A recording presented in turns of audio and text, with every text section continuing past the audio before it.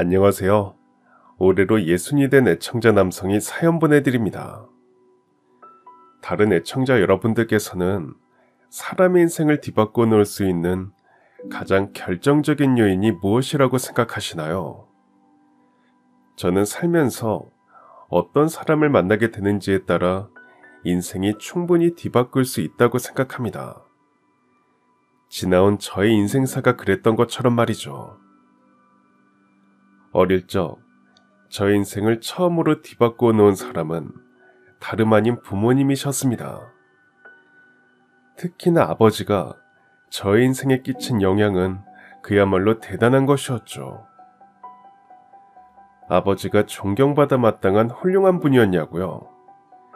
아니요, 오히려 정반대였어요. 저희 아버지란 사람은 빈말로도 좋은 사람이 절대로 아니었습니다.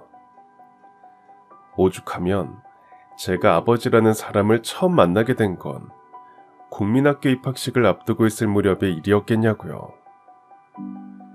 심지어 아버지가 집으로 올 거란 소식을 들은 어머니께서는 외동아들인 저에게 아주 신신당부를 하셨을 정도였습니다. 민수야, 너희 아버지가 내일 저녁에 널 만나러 집으로 찾아온다는 연락이 왔는데 지난 설날에 외가댁에서 세뱃돈을 받은 것이 있냐고 묻거든. 10원 한 푼도 없다고 딱 잡아떼거라. 태어나서 처음 만나는 아버지한테 굳이 거짓말까지 해야 하는 이유가 있는 거예요? 너희 아버지는 어린아들 코 묻은 세뱃돈까지 빼앗아 가고도 남을 사람이란다. 그니까 세뱃돈 얼마 받았냐고 묻거든. 10원 한 장 받은 적 없다고 해. 알았지? 어머니께서 너무나도 다급하고 단호하게 말씀을 하시는 통에 저는 일단 알았다고 대답을 하기는 했지만 솔직히 마음속으로는 어리둥절할 뿐이었습니다. 그때까지만 해도 저는 아버지가 어떤 사람인지에 대해서 제대로 모르고 있었거든요. 하물며 당시 저는 아버지가 저와 엄마를 위해 엄청 열심히 살고 계시는 분이라고까지 생각을 하고 있었어요. 어머니와 주변 어른분들께서 너희 아버지는 가족을 위해 멀리 미국에 가서 돈을 벌고 있단 말씀을 종종 해주셨었거든요. 하지만 저희 아버지라는 사람의 실체는 제가 기대하고 있던 것과는 영 딴판이었어요. 아버지라는 사람을 처음 만나게 되던 바로 그날 밤, 방에서 잠들어 있던 저는 방문 너머로 어머니 아버지가 다투는 목소리를 엿듣게 되었습니다. 험한 말 나오기 전에 꼽을 쳐놓은 돈 있으면 얼른 내놔. 돈 같은 건 먹고 죽을래도 없으니까 아들 얼굴 봤으면 아침 일찍 조용히 돌아가기나 해. 지금 그게 하늘 같은 지아비한테 할 소리야? 나 혼자 쫓아고 이러는 것도 아니잖아. 연초에 사주를 보니까 올해 나한테 대박 운세가 들어왔다고 하더라고. 그 정도 운세면 몇 배는 따가지고 돌아올 수 있을 테니까 현금 없으면 돈 될 만한 거라도 얌전히 내놔. 지금까지 노름판에 가져다 바친 돈도 모자라서 이제는 안사람 속고쟁이까지 가져다가 노름판에 날려먹을 생각이냐고. 정 당신 손으로 못 주겠다면 내 손으로 이 집안을 싹 뒤져서라도 찾아갈 테니 그렇게 하라. 저희 아버지란 사람은 가족도 나몰라라 하면서 살아온 노름꾼이었어요.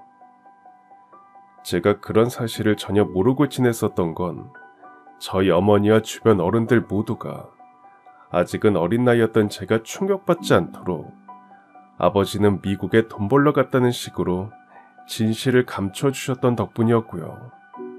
또한 그런 이야기를 알게 되고 난 다음에서야 저는 저희 집 가정 형편이 그동안 왜 그토록 어려웠는지에 대해서 이해할 수 있게 되었습니다. 솔직히 저는 늘 의문이었거든요. 어머니께서도 공장에 열심히 일을 다니시면서 매달 월급을 받아오시고 아버지께서도 미국에서 돈을 벌고 있다고 했는데 그런데도 우리 집은 왜 맨날 이렇게 가난한 걸까 하고 말이죠. 결국에는 아버지라는 사람이 노름꾼이라서 저희 집이 가난하게 지낼 수밖에 없었던 거더라고요. 어머니께서 공장에서 열심히 일해서 저금을 해놓으면 아버지라는 사람이 집에 몰래 들어와서 집안의 돈이란 돈은 몽땅 훔쳐서 사라져버리기를 반복했거든요. 다만 훗날 어머니께서 들려주신 말씀에 따르면 저희 아버지라는 사람이 처음부터 인생을 흥청망청 살았던 건 아니라고 합니다. 아버지는 원래 심성도 반듯하고 생활력도 참 좋은 검소한 사람이었지만 제가 태어날 무렵에 친구 하나를 잘못 사귀는 바람에 노름꾼이 되어버렸다지 뭐예요. 늦바람이 오히려 더 무섭다는 말이 있듯이 사람 하나, 친구 한 명 잘못 사귀게 되는 바람에 인생이 시궁창에 수직으로 처박힌 셈이었다고나 할까요. 물론 그렇다고 한들 아버지라는 사람은 저에겐 좋은 부모가 어머니에게는 좋은 남편이 절대로 아니라는 사실만큼은 분명했습니다. 앞으로도 영원히 달라지지 않을 사실이기도 하고요. 아무튼 그런 와중에 저희 어머니께서는 참으로 본받을 만한 분이셨어요. 남편이라는 사람 때문에 온갖 우여곡절을 다 겪은 분이셨을 만큼 마음이 많이 다치셔서 성격이 거칠게 변한다거나 아니면 남편 때문에 인생이 망했다는 좌절감에 빠져서 주저앉고도 남을 법한 삶을 살아오셨지만 그럼에도 동네 이웃분들께서 저희 어머니에게 붙여주신 별명은 신사임당이었습니다. 신사임당처럼 올곧은 성품을 한평생 지켜내셨고 더욱이 외동아들인 제가 아버지라는 사람으로 인해 집안에 드리워진 그림자에 잡아먹혀 엇나가지 않도록 아주 잘 가르치고 키워주셨거든요. 마치 아들 율곡이 선생님을 큰 위인으로 키워내셨던 신사임당처럼 말이에요. 덕분에 저는 시험만 봤다 하면 매번 전교 1등 성적표를 받아오는 모범생으로 자랄 수 있었고요. 하지만 아버지란 사람은 결국 아들 자식의 앞길마저 막아버렸습니다. 제가 고등학교 3학년 수험생 시절을 보내고 있을 무렵 아버지가 노름판을 전전하다가 급사를 맞아 객사했다는 소식이 전해졌는데요. 심지어 얼마 뒤엔 돌아가신 아버지와 관련된 충격적인 진실 하나가 밝혀지더라고요. 아버지가 돌아가시면서 어머니 앞으로 큰 빚을 남겨놓았다고요? 아휴, 그렇단다. 엄마도 전혀 예상하지 못한 일이었는데 오늘 낮에 우리 아들이 학교 가 있는 동안 빚쟁이들이 집으로 직접 찾아왔단다. 그래서 빚이 대체 얼마나 많은데요. 아휴, 자그마치 3억씩이나 된다더구나. 정말 큰일이로구나.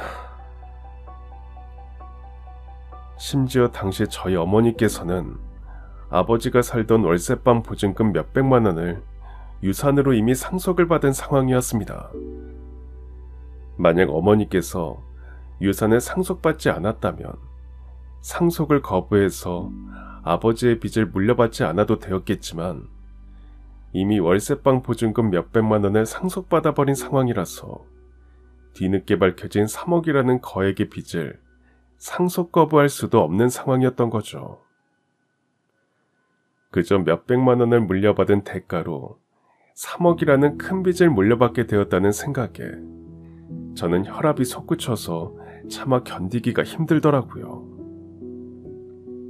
하지만 그런 와중에도 어머니께선 아주 의연한 분이셨고 자식 사랑 또한 아주 지극한 분이셨습니다. 비록 우리 상황이 벼락 끝까지 몰리기는 했지만 민수 너는 절대로 흔들리지 말고 학업에 매진하거라. 어머니, 지금 이런 상황에 제가 어떻게 저 혼자 조차고 공부만 하고 있겠어요. 저랑 같이 빚을 갚아야죠. 3억이 무슨 옆집 강아지 이름도 아니고. 그 큰 빚을 어머니 혼자 어떻게 다 갚으실 수 있겠어요? 그렇다고 우리 집안의 미래를 포기할 순 없잖니. 민수, 너는 엄마 인생에 남아있는 마지막 희망이니까 아버지가 남긴 빚 따위에 절대 연연하지 말고 민수, 너의 인생을 살도록 해. 엄마가 이렇게 부탁하마. 바로 그날부로 어머니께서는 이전보다 훨씬 치열하고 힘든 일상을 살아가기 시작하셨습니다. 공장에서 잔업에 야근에 특근까지 자처해가면서 빚을 갚기 위해 열심히 돈을 버셨고, 공장이 쉬는 날엔 시장이나 공사장을 찾아다니며 일을 하셨어요. 그러는 한편으로 저의 대학교 첫 학기 등록금을 조금씩 모아두셨으니 저희 어머니께선 그야말로 강철 같은 부모셨습니다. 그런 어머니의 모습을 보며 저는 더더욱 이를 악물고 최선을 다해 학업에 전념했습니다. 아무리 어머니가 학업에 집중하라고 신신당부를 했다고 한들 외동아들씩이나 되는 녀석이 어떻게 눈 딱 감고 공부만 할 수 있었냐고요.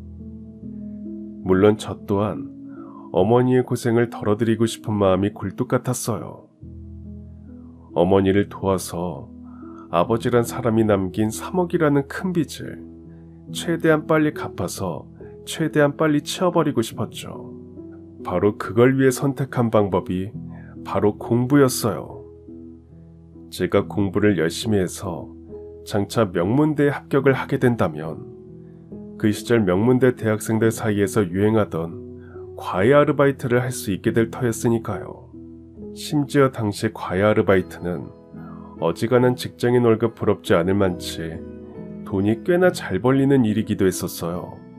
즉, 당시 제가 어머니를 위해 선택할 수 있는 최선의 방법이 공부를 열심히 해서 명문대 입학한 뒤에 과외 아르바이트를 해서 번 돈으로 최대한 빨리 빚을 청산하는 것이었죠.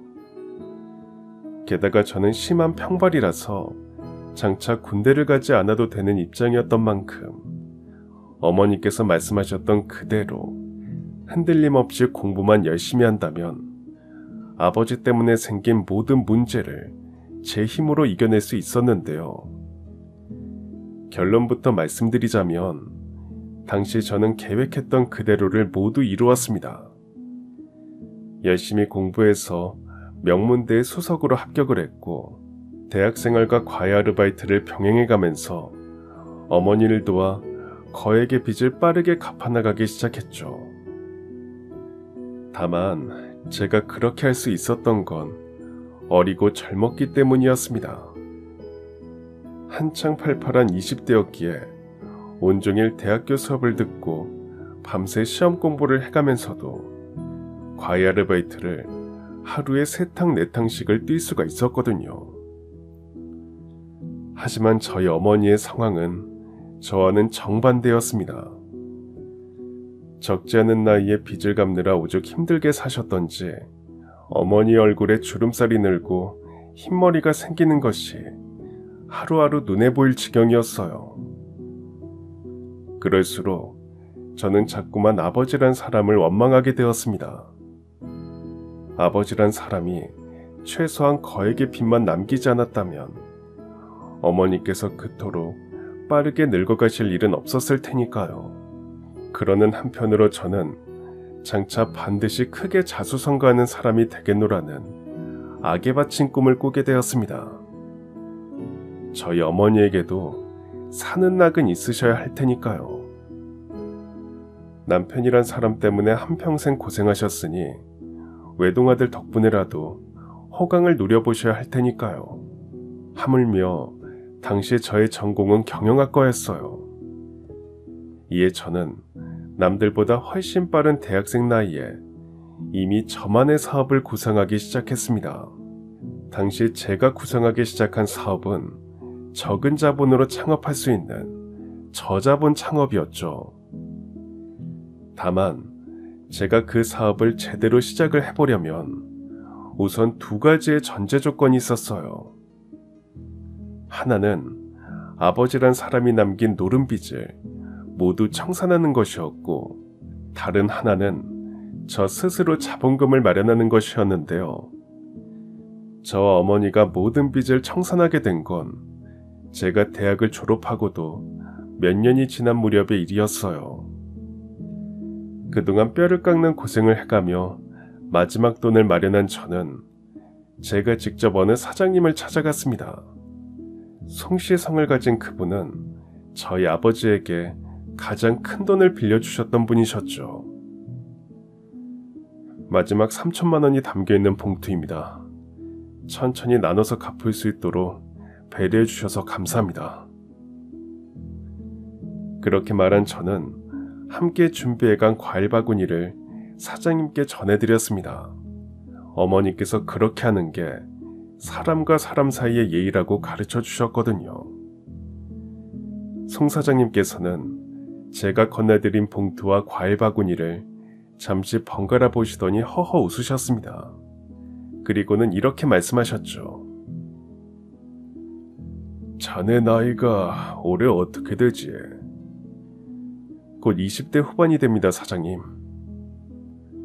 그랬구만. 자네처럼 젊은 나이에 그 큰 빚을 모두 갚아내다니. 솔직히 조금 많이 놀랐어. 그래, 앞으로는 어떻게 살아갈 생각인가? 자본금을 모아서 사업을 시작해볼 생각입니다. 아버지 때문에 한평생 고생만 하셨던 어머니를 호강시켜드리려면 외동아들인 제가 자수성가하는 방법밖엔 없을 테니까요. 그렇다면 사업계획서를 만들어서 여기저기 투자금을 빌려보면 어때? 자네가 성실하고 장래가 촉망되는 청년이라고는 하지만 사업을 시작하려면 큰 자본금이 필요하기 마련이거든. 아니요, 저는 아버지 일 때문에 빚이라면 아주 학을 떼는 사람이 되었습니다. 그래서 제가 구상 중인 사업 또한 저자본 창업이고요. 반드시 저 스스로 사업 자금을 마련해서 꼭 자수성가할 겁니다. 사랑하고 존경하는 어머니를 위해서라도 말이죠. 네, 맞습니다. 당시 저는 아버지와 일 때문에 빚이라면 아주 학을 떼는 사람이 되어 있었어요. 그래서 일부러 저자본 창업을 구상했던 것이기도 했고요. 돈을 빌려서 빚으로 시작하는 사업보단 비록 저자본 창업일지언정 저 스스로의 힘으로 자본금을 마련해서 사업을 시작했거든요. 아무튼 아버지란 사람이 남긴 빚도 모두 청산이 되었겠다. 저는 사업자금 마련을 위해 학원에 취직해서 수험생들을 가르치기 시작했습니다. 제가 가르치는 학생들이 줄줄이 명문대에 합격했던 덕분에 학원에서 인센티브를 많이 챙겨주었고, 또 그 덕분에 저는 사업자금을 순조롭게 모아나갈 수 있었죠. 그러는 한편으로 저는 결혼을 해서 가정까지 꾸리게 되었습니다. 제 아내는 비록 가족 하나 없는 고아원 출신이기는 했지만 구김살 없이 잘 자란 사람이었고, 동시에 매사에 하나하나 아주 검소한 편이어서 생활력도 아주 좋았어요. 그런 아내 덕분에 저는 사업자금 모으는 일이 한결 수월해졌습니다. 예를 들자면 이런 식이었죠. 이거 받아 여보. 내가 직접 작성한 이번 달 가계부야. 가계부 쓰면서 곰곰이 고민을 해보니까 생활비를 지금보다 꽤 많이 줄일 수 있겠더라. 굳이 그렇게까지 해서 생활비 아끼지 않아도 괜찮아. 우리 아버지한테 대인기 있어서 적어도 나만큼은 가족들한테 생활비 쪼들리게 하고 싶진 않거든. 더군다나 당신이 사채를 부리고 다니는 사람도 아니니까 굳이 매달 가계부를 보여줄 필요까진 없어.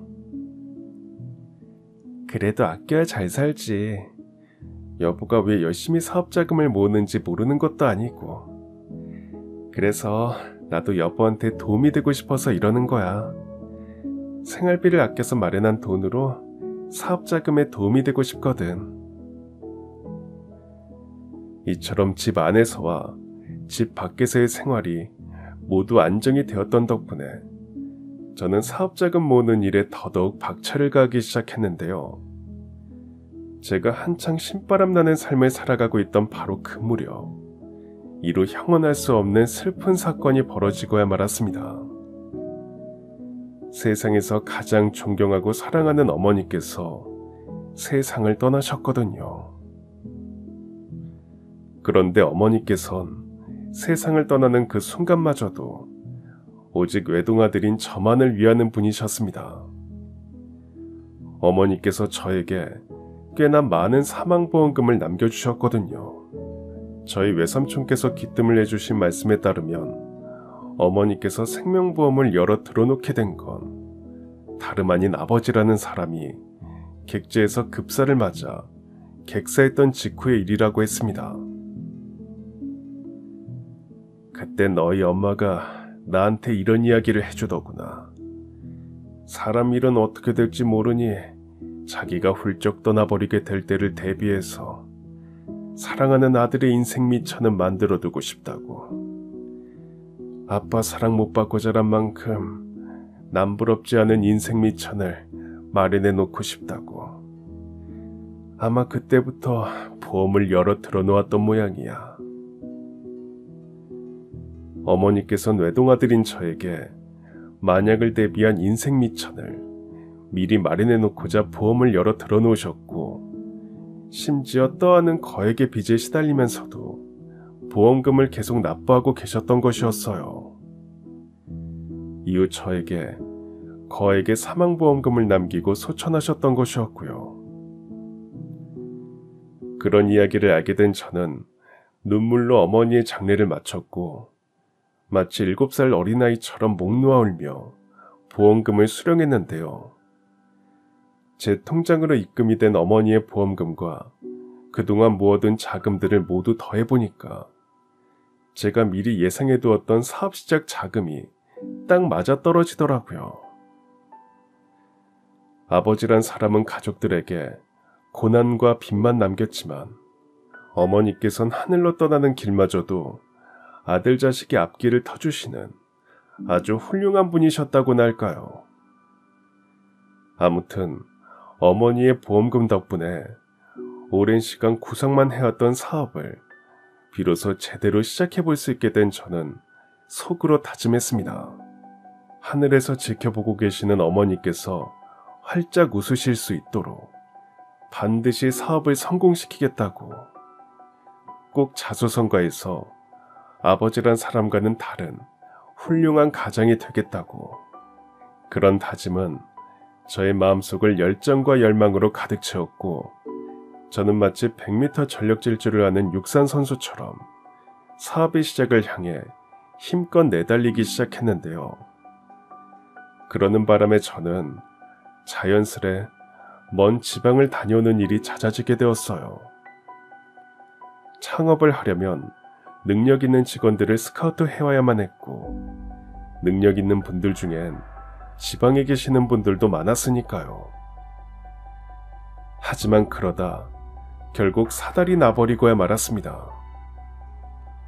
문제의 그날도 저는 지방에서 일을 마치고 늦은 밤중에서야 집으로 돌아오던 참이었는데요. 집으로 들어오기가 무섭게 뜻밖의 광경이 제 눈앞에 펼쳐져 있었습니다. 처음에 저는 집에 도둑이 들었다고 생각했었어요. 안방 장롱과 서랍장이 모두 열려있는 등 아주 난장판이었으니까요. 그런데 느낌이 조금 이상했습니다. 늘 집에서 저를 기다리던 아내가 집에 없었고, 심지어 없어진 옷가지들과 물건들이 전부 다 아내의 것들이었거든요. 마치 아내가 야반도주라도 한 것처럼, 심지어 저희 부부가 부부싸움을 했던 것도 아니었는데 말이죠. 그 와중에 더더욱이 섬뜩했던 건 서랍장에 들어있던 통장들과 도장들이 모조리 사라졌다는 점이었습니다. 아내 명의로 되어 있던 통장과 도장들뿐만 아니라 제 명의로 된 통장과 도장들도 한꺼번에 없어져 버렸어요. 순간 제 머릿속엔 아버지란 사람이 스쳐 지나갔어요. 안 사람이 저희 아버지란 사람처럼 집안의 전 재산을 다 들고 도망친 걸지도 모른다는 직감이 들었던 거죠. 그런 직감은 오래지 않아 현실이 되어버리고야 말았습니다. 제가 결혼식 하객 명부에서 아내와 가장 친한 고아원 동기의 연락처를 찾아서 전화를 걸었더니 아내의 동기가 저에게 아주 미심쩍은 이야기를 전해주더라고요. 영숙이가 짐을 챙겨서 집을 나가버렸다고요? 어쩐지 낌새가 조금 이상하더니만. 얼마 전에 저희 고아원 동기들끼리 모임이 있었던 건 아시죠? 그 모임 자리에서 영숙이가 자기 첫사랑을 만나게 되었어요. 그날은 별일 없이 지나간 것 같았는데 며칠 지나고 나서부터 이상한 소문이 들더라고요. 다른 고아원 동기가 영숙이랑 첫사랑 그 녀석이랑 모텔에서 나오는 걸 봤다고. 미리 말씀드렸어야 했는데 민수 씨 연락처를 몰라서 그럴 수가 없었어요. 너무 늦게 알려드려서 죄송합니다. 아내는 모임에서 만난 첫사랑과 다시 눈이 맞게 되었고 심지어 몰래 모텔을 드나드는 등 불륜까지 저지른 끝에 결국엔 상간남과 새살림을 차리기 위해 저를 버리고 야반도주를 해버린 것이었죠. 더군다나 아내는 그냥 야반도주를 한 것도 아니었어요. 이튿날 아침이 밝고 은행이 문을 열기가 무섭게 달려가 아내와 함께 사라진 제명의의 통장을 재발급받은 다음에 입출금 내역을 찍어보니까 제 통장에 들어있던 사업자금 4억 원 전액이 아내의 통장으로 빠져나갔더라고요. 이에 저는 은행 창구 직원에게 아내의 통장으로 빠져나간 4억 원을 출금 정지시켜달라고 다급하게 요청했지만 돌아온 대답은 너무나도 막막한 것이었습니다. 출금 정지는 어려울 것 같습니다. 김영숙 씨 계좌로 빠져나갔던 4억 원 전액이 이미 또 다른 사람의 통장으로 전액 계좌이체가 되었거든요. 그럼 그 사람 쪽 통장으로 출금 정지를 하면 되는 거 아닌가요?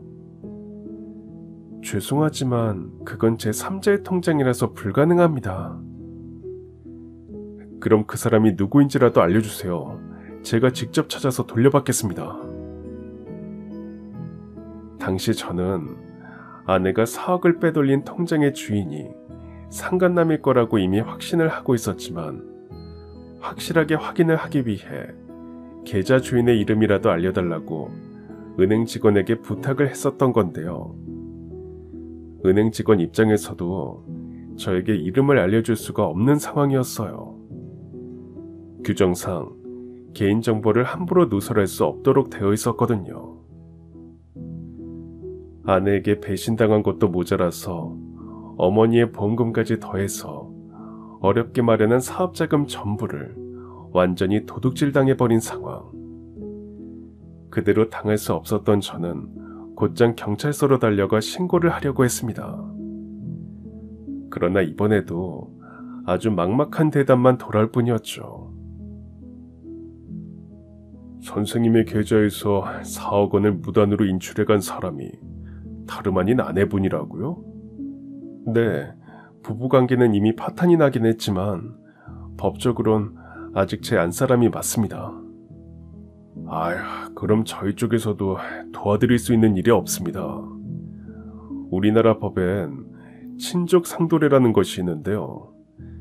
쉽게 말씀드리자면 친족 사이에서 벌어진 금전적 범죄는 처벌할 수 없다는 내용이에요. 아내분 또한 친족에 포함되는 만큼 저희 경찰 측에선 선생님을 도와드릴 수 있는 방법이 없습니다. 물론 여기까지는 형사법에 국한된 이야기고요. 법원으로 가셔서 아내분 대상으로 부당이득 반환 청구 소송을 하시면 법적으로 구제받으실 수 있을 겁니다. 부당이득 반환 청구 소송이라고요? 네.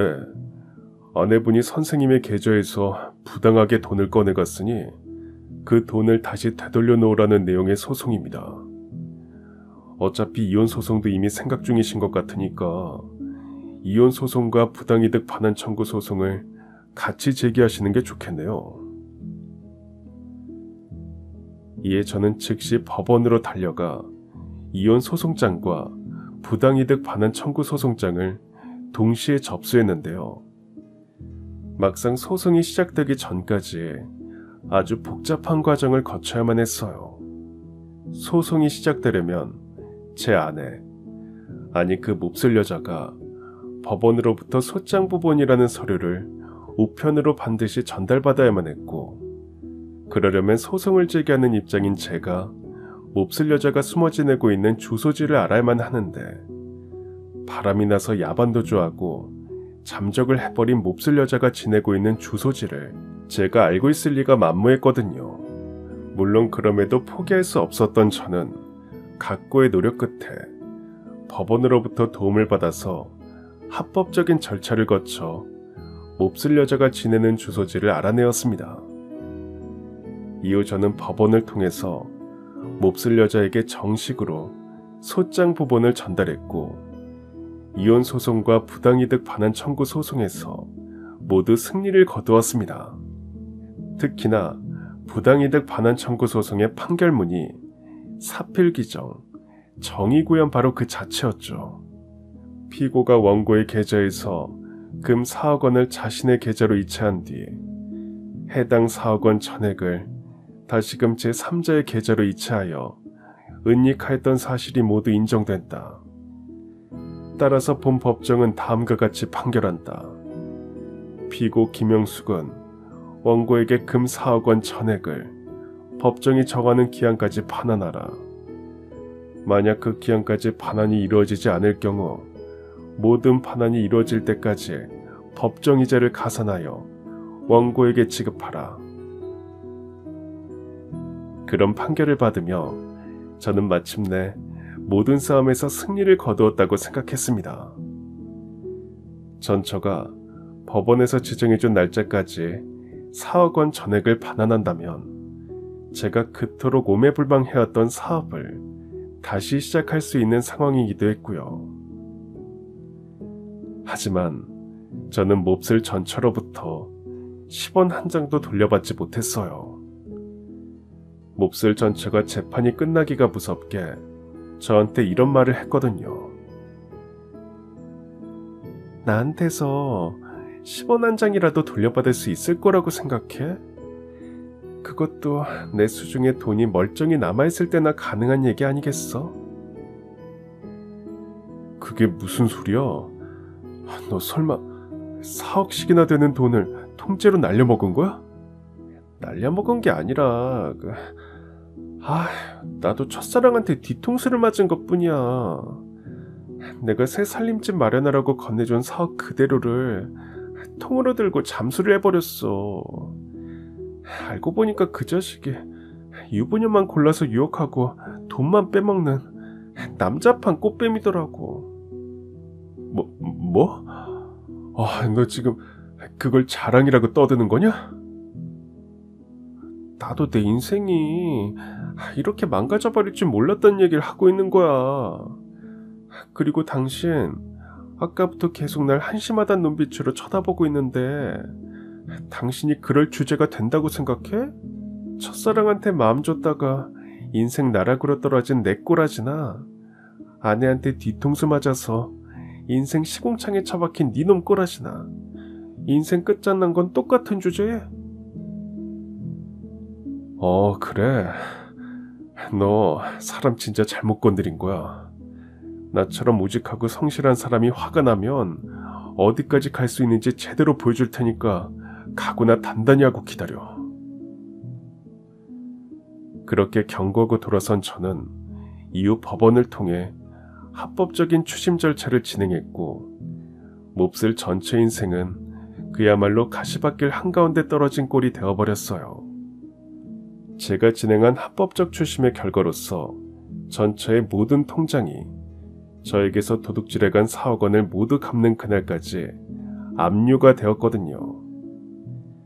쉽게 말씀드리자면 향후 전처가 일을 해서 월급을 지급받는 즉시 몇 푼 안 되는 최소한의 생활비를 제외한 모든 금액이 저의 통장으로 자동으로 인출이 되게 생겨버린 것이었죠. 더군다나 전처가 저에게 반환해야만 하는 원금이 4억씩이나 되는 거액이었던 데다가 추가로 저에게 지급해야만 하는 법정이자 또한 만만치가 않았던 만큼 전처는 향후 한평생을 자기 명의로 된 재산 한 푼 가질 수 없는 빚쟁이 신세가 되어버린 셈이기도 했고요. 그러한 강력한 법적 조치만으로도 전처의 인생은 거짓골을 면치 못하게 되어버린 것이나 다름이 없었지만 저는 그것만으로는 부족하다고 생각했습니다. 바람이 나서 저를 버리고 야반도주를 했던 전처에게 제대로 본때를 보여주려면 제가 반드시 크게 성공한 사업가가 되어야만 했어요. 제가 크게 성공을 하면 할수록 몹쓸 전처의 후회 또한 자꾸만 커져갈 터였으니까요. 그저 가만히만 있었어도 장차 사모님 소리 들으면서 호의호식할 수 있었던 팔자를 남자판 꽃뱀에게 홀려서 괜히 불륜이나 저지르는 바람에 스스로 망쳐버렸다는 후회 말입니다. 다만 그러자니 당시 저는 정말이지 벼랑 끝 궁지에 몰려있는 신세였어요. 그때 제 손에 들려있던 건 오랜 시간 정성 들여 아주 철저하게 준비한 사업계획서뿐 정작 사업을 실제로 시작할 자본금이 단 한 푼도 없었거든요. 비록 전처가 일을 해서 월급을 받는 족족 제 통장으로 자동으로 이체가 되기는 했지만 그것만으로는 턱없이 부족했습니다. 제가 구상한 사업을 시작하려면 4억 원이라는 자본금이 필요했으니까요. 이처럼 벼랑 끝 궁지에 몰려있던 저희의 이야기는 몹쓸 전처가 4억을 들고 야반도주를 하던 바로 그 해로부터 약 20여 년 뒤에 다시 이어집니다. 어느덧 나이 50이 훌쩍 넘은 저는 볼일을 보기 위해 무심코 회사 건물에 있는 화장실로 들어갔는데요. 그날 그곳에서 왠지 낯이 익은 청소부 여사님과 스쳐 지나가게 되었어요. 당시 여사님은 마스크를 쓰고 있어서 코 아래쪽 얼굴은 보이지 않았지만 마스크 위쪽으로 드러난 눈매가 너무나도 낯이 익었죠. 가뜩이나 그런 와중에 여사님의 행동거지가 더더욱이 저의 눈길을 사로잡았어요. 마치 저한테 무언가 캥기는 일이라도 있는 사람처럼 벽 쪽으로 휙 돌아서더니만 저를 등진 채로 살금살금 화장실을 빠져나가려고 하더라고요. 그런 상황이 너무나도 이상했던 저는 그 여사님을 불러 세웠습니다. 실례합니다. 낯이 꽤나 익어서 그러는데 혹시 우리가 어디서 본 적이 있는 사이인가요? 그러자 여사님은 마치 자신의 본래 목소리를 감추기라도 하려는 듯이 억지로 코맹맹이 소리를 내며 대답했습니다. 아이고, 마스크까지 쓰고 있는데 어떻게 제 얼굴을 보실 수 있었겠어요? 분명 착각일 테니까 그냥 지나가세요, 아저씨. 바로 그 순간 저는 헛웃음을 터뜨리고야 말았습니다. 제 아무리 본래 목소리를 감추려 든다고 한들 제가 그 목소리를 알아듣지 못할 리가 없었으니까요. 아휴, 연기 한번 진짜 못하네. 다 들통났으니까 이제 그만 마스크 벗지 그래? 그제서야 몹쓸 전처가 마스크를 벗었는데요. 동년배보다 훨씬 더 늙어 보이는 행색이더라고요. 물론 저는 전처가 그토록 폭삭 늙어버린 이유를 세상 누구보다 잘 알고 있었습니다. 너 아주 폭삭 늙었다. 누가 보면 환갑을 훌쩍 넘긴 줄 알겠어? 내가 누구 때문에 폭삭 늙어버렸는지 진짜 몰라서 그래? 당연히 다 알면서 하는 소리지. 내가 진행했던 법적 조치들이랑 통장 압류 때문에 지난 20년 동안 거지꼴을 면하지 못한 채로 온갖 고생을 다하면서 살아왔을 테니 나이에 비해서 훨씬 늙어 보이는 건 아주 지극히 당연한 일이잖아. 네, 맞습니다. 전처는 지난날 제가 단행했던 법적 조치들과 통장 압류 조치 때문에 거의 20년 동안을 거지꼴로 고생하면서 살아왔기에 폭삭 늙어버린 것이었어요. 그 20년 동안 일해서 돈을 버는 족족 제 통장으로 자동으로 이체가 되었기에 자신을 돌볼 금전적 여유 또한 없었을 테고요. 더군다나 전처가 저에게 반환해야 하는 원금이 너무 크고 원금이 큰 만큼 법정이자 또한 만만하지 않은 금액이라서 20년 뒤에 다시 마주치게 된 그때까지도 저에게 돌려줘야 하는 돈이 한참 많이 남아있는 상황이기도 했었죠. 하지만 전처는 한때의 잘못으로 인해 스스로 인생을 말아먹은 주제에 반성이라고는 눈꼽만큼도 하고 있지 않은 모양이었습니다. 만약 조금이라도 반성을 했다면 제 앞에 머리를 조아리고 과거의 잘못을 100배 사죄해도 모자랄 텐데 도리어 저에게 이런 망발이나 해댔으니까요. 그래서 뭐 어쩌라고 꼴에 양복 좀 걸쳐 입었답시고 날 업신여기려는 모양인데 당신도 인생 제대로 안 풀린 건 마찬가지잖아. 보아하니 남의 밑에서 직장 생활하면서 겨우겨우 밥 벌어먹고 사는 것 같은데 결국 너도 네 꿈이었던 자수성가한 사업가는 못 됐다는 거잖아. 아휴, 이래저래 별 볼 일 없는 인생으로 나이만 먹은 건 당신이랑 나랑 마찬가지라고. 그리고 전 코웃음을 치며 곧장 어디론가 전화를 걸어서 이렇게 말했습니다. 접니다, 비서실장님. 다름이 아니라 저희 회사 사옥 청소를 담당하는 외주업체 말입니다. 최대한 신속하게 다른 업체로 교체하세요. 도둑질이나 하는 여자를 청소부로 보내는 업체한텐 저희 회사 사옥을 맡길 수 없습니다. 당신 지금 대체 무슨 짓을 한 거야?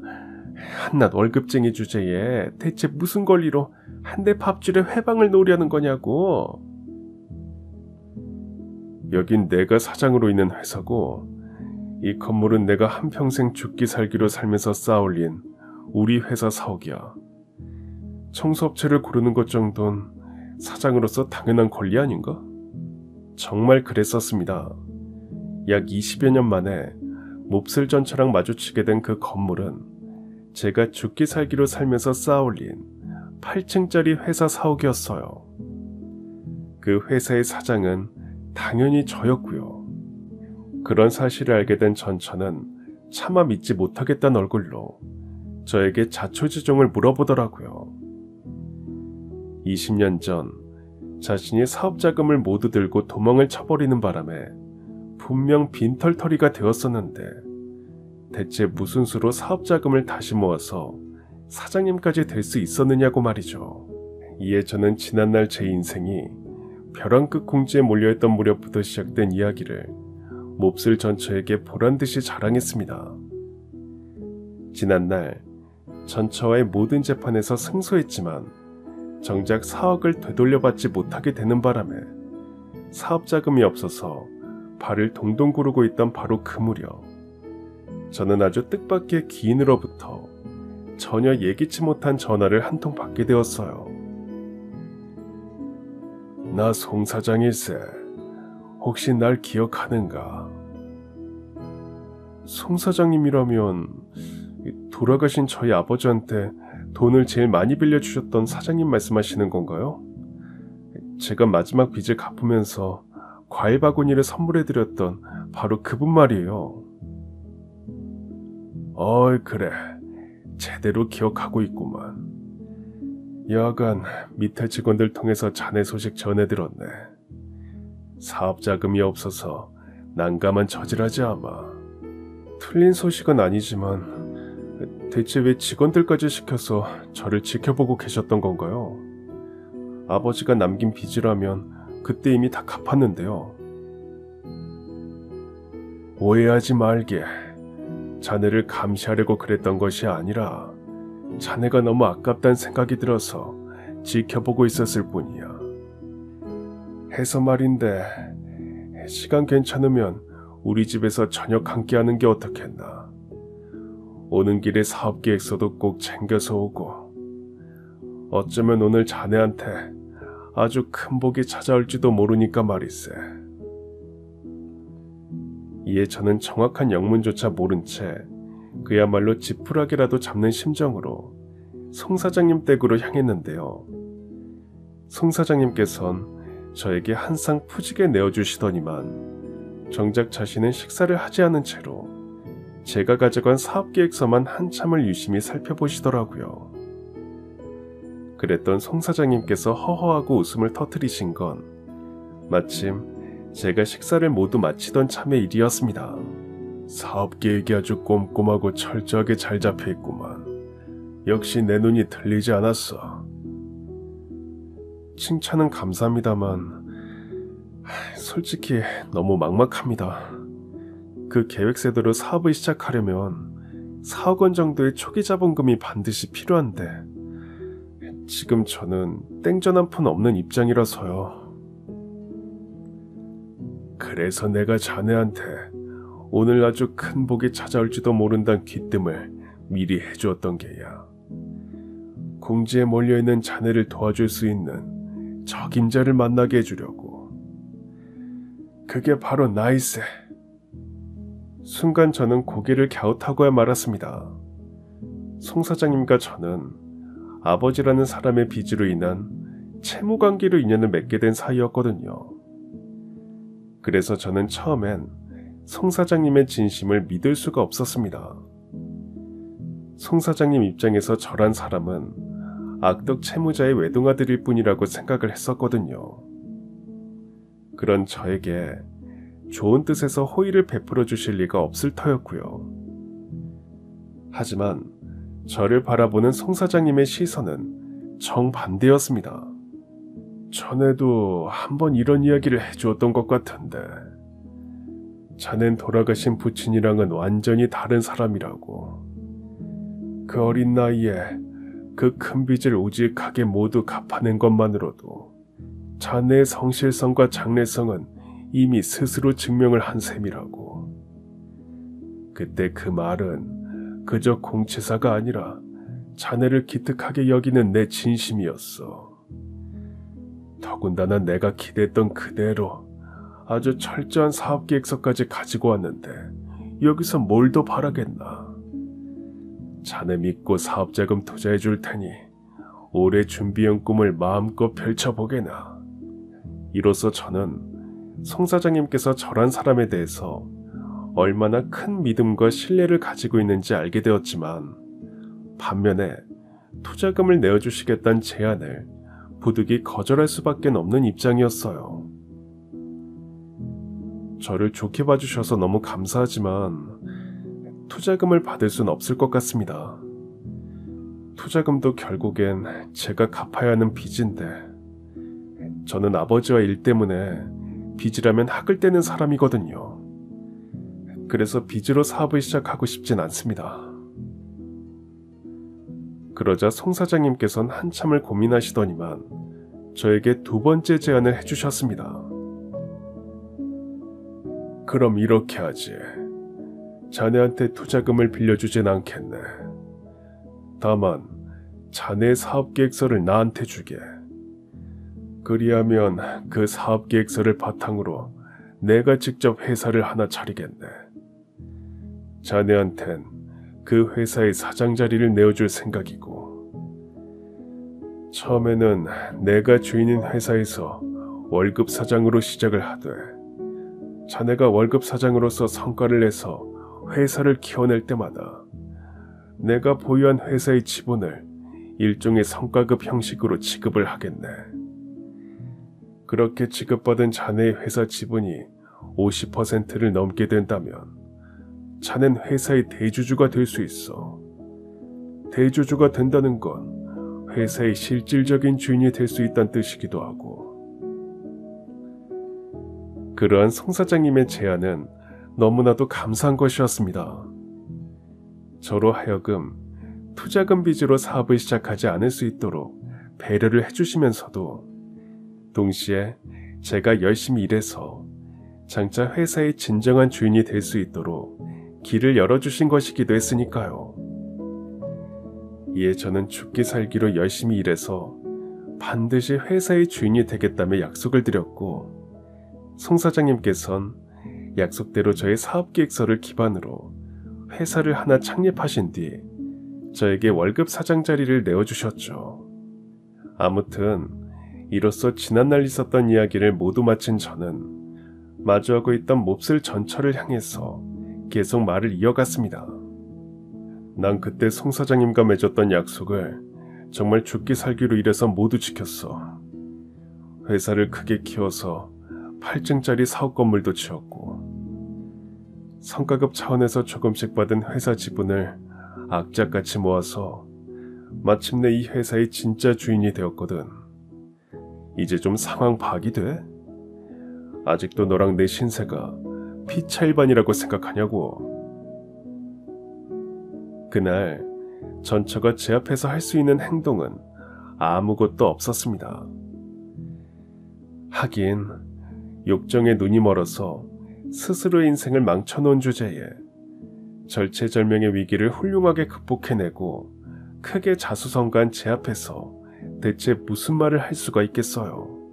그때 이 남자를 놓치면 안 되는 거였는데 내 인생은 내가 스스로 말아먹은 거였구나 하는 후회스러운 심정을 얼굴 가득히 들이운 채로 그저 고개만 떨굴 뿐이었죠. 또 때마침 비서실장이 헐레벌떡 달려와 외주 청소업체 쪽 입장을 귓속말로 전해주었습니다. 이에 저는 그 이야기 그대로를 몹쓸 전처에게 고스란히 전해주었어요. 방금 너네 회사 쪽 사장님한테 연락이 왔다네. 대체 무슨 일 때문에 그러는 건지 알려주면 즉시 조치를 취할 테니까 다른 청소업체랑 계약하지 말아달라고 사정을 했다던데. 당신 설마 내 밥줄까지 끊어놓을 생각인 거야? 이제 그러지 말고 한 번만 눈 감고 넘어가 주라. 내가 우리 회사 쪽에 부탁해서 당신의 회사로 파견 나오는 일 없도록 잘 처리할게. 너네 회사 입장에서 한번 생각을 해볼까? 4억씩이나 되는 돈을 함부로 도둑질한 여자를 대체 뭘 믿고 다른 회사에 청소부로 보낼 수가 있겠어? 언제 어떤 식으로 회사 재산이나 직원들 지갑에 손을 댈지도 모르는데, 그래서 너네 회사 쪽에 네가 어떤 사람인지에 대해서 사실 그대로 이야기할 생각이야. 아이 제발 한 번만 봐주라. 당신도 내 상황 대충 알잖아. 그나마 청소 일이라도 못하게 되면 나 진짜 살 길이 막막하다고. 결국 자업자득인데 누구 탓을 하겠어? 아무튼 오늘부로 넌 해고야. 그리고 명심해. 나한테 돌려줘야 하는 원금이 아직 1억 5천 남았거든? 이자 한 푼이라도 밀렸다간 변호사 보내서 독촉을 할 테니까 국어를 해서라도 매달 따박따박 갚아. 그 말을 끝으로 저는 승리의 미소를 머금은 채로 자리를 떴습니다. 뒤쪽에서 좌절한 몹쓸 전처가 울부짖는 소리가 들려왔지만 그럼에도 저는 전혀 아랑곳하지 않았어요. 자기가 저지른 죄값을 스스로 치르게 된 셈이었으니까요. 제 사연은 여기까지입니다. 아쉬워하실 애청자 여러분들을 위해서 후일담을 살짝 들려드리자면, 저는 예순이 된 지금에도 회사 사장으로서 왕성하게 활동하고 있어요. 그러는 한편으로 힘겨운 시절을 겪고 있는 청년들을 위해 장학금 등의 지원을 아끼지 않으며 후진양성에도 힘을 쏟고 있죠. 이처럼 제가 청년들을 지원해주는 이유는 살면서 어떤 사람을 만나느냐에 따라 인생이 충분히 뒤바뀔 수 있다고 믿기 때문이에요. 지난날 아버지란 사람이 남긴 빚 때문에 힘겨운 삶을 살게 되었고, 심지어 몹쓸 전처로 인해서 벼랑끝 공주로 몰려있었던 제가 마침내 송 사장님이라는 귀인을 만나게 된 덕분에 자수성가의 길이 열렸던 것처럼 저 또한 힘겨운 시간을 보내고 있는 청년들에게 자수성가의 길을 열어주는 귀인이 되고 싶거든요. 몹쓸 전처는 지금 어떻게 되냐고요? 그 점에 대해선 딱 한마디로 정리가 가능할 것 같습니다. 그놈의 몹쓸 전처는 저에게 반환해야 하는 돈을 아직까지도 다 갚지 못했고 지금도 여전히 거짓골을 면치 못하고 있죠. 앞으로도 영원히 그 신세를 벗어나지 못할 겁니다. 분명 그러고도 남을 거예요. 그럼 지금까지 사연 들어주셔서 감사합니다. 사연이 재밌으셨다면 구독과 좋아요 부탁드려요. 감사합니다. 안녕히 계세요.